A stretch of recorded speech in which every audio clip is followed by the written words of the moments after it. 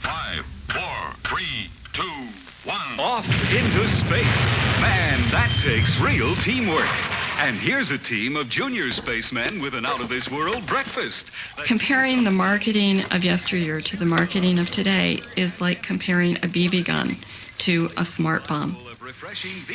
It's not the same as when I was a kid, or even when the people who are young adults today were kids. It's much more sophisticated and it's much more pervasive. It's not that products themselves are bad or good. It's the notion of manipulating children into buying the products.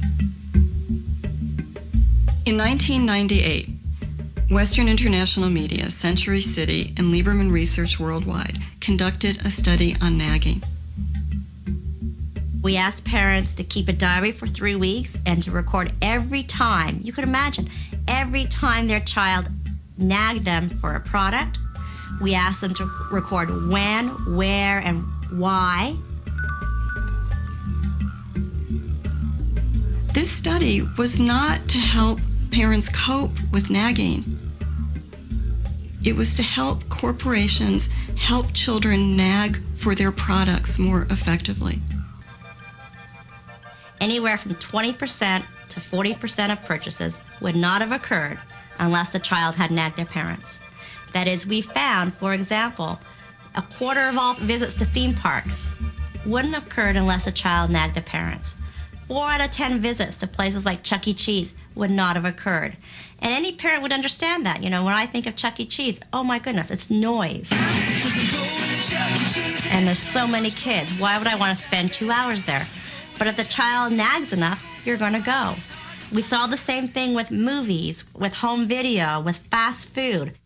We do have to break through this barrier where they do tell us, or they say they don't like it when their kids nag. Well, that's just a general attitude that they possess. It doesn't mean that they necessarily act upon it 100% of the time. You can manipulate consumers into wanting and therefore buying your products. It's a game. Children are not little adults. Their minds aren't developed. And what's happening is that marketers are playing to their developmental vulnerabilities.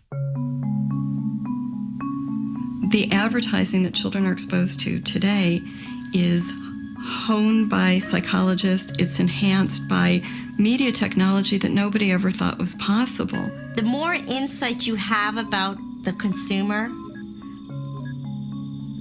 the more creative you'll be in your communication strategies. So if that takes a psychologist, yeah, we want one of those on staff. I'm not saying that it's wrong to make things for children. You know, and I also think it's important to distinguish between psychologists who work on products for children, who help, you know, toy corporations make toys that are developmentally appropriate. I think that's great. That's different from selling the toys directly to the children. Initiative is huge. I think in the U.S. we place about $12 billion of media time. So we'll put it on TV, we'll put it in print, we'll put it out in outdoor, we'll buy radio time. So we're the biggest buyers of advertising time and space in the U.S. and in the world.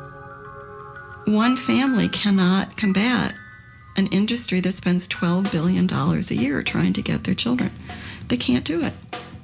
They are tomorrow's adult consumers, so start talking with them now, build that relationship when they're younger, and you've got them as an adult. Somebody asked me, Lucy, is that ethical? You're essentially manipulating these children. Well, yeah, is it ethical? I don't know. But our role at Initiative is to move products. And if we know you move products with a certain creative execution, placed in a certain type of media vehicle, then we've done our job.